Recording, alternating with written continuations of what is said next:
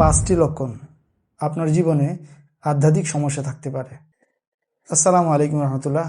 আপনি কি এমন কোনো সমস্যায় পড়ছেন যেগুলোর কারণে আপনি মেডিকেল টেস্ট করছেন কিন্তু কোনো সমস্যা খুঁজে পাচ্ছেন না?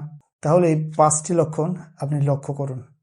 ঘন ঘন দুঃস্বপ্ন দেখা কিংবা ঘুমের মধ্যে ভয় পাওয়া, অস্থিরতা সৃষ্টি হওয়া, কোরআন শুনলে অস্বাভাবিক পরিমাণের অস্থিরতা সৃষ্টি হওয়া, ডাক্তারি রিপোর্ট খুব স্বাভাবিক, কোনো প্রবলেম নেই, কিন্তু সমস্যা থেকেই যাচ্ছে, সমস্যার সমাধান হচ্ছে না, অতিরিক্ত রাগ, হতাশা কিংবা পরিবারে ঝগড়াঝাটি লেগেই আছে, নামাজ, কুরআন কিংবা ইবাদতে অনীহা কাজ করা।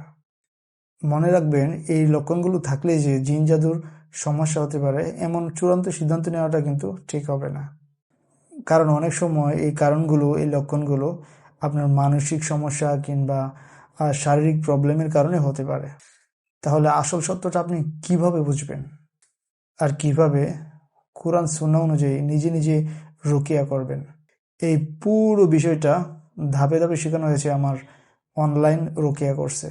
সেখানে আপনি শিখবেন কিভাবে আপনার লক্ষণ, আপনার অবস্থা বুঝতে পারবেন, কিভাবে আয়াত এবং দোয়া কোথায় কোথায় পড়বেন এবং কিভাবে পুরা রুকাইয়াটা করবেন।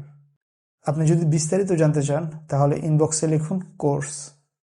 আল্লাহ তাআলা আমাদের সবাইকে হেফাজত করুন, আমিন ইয়া রাব্বুল আলামিন।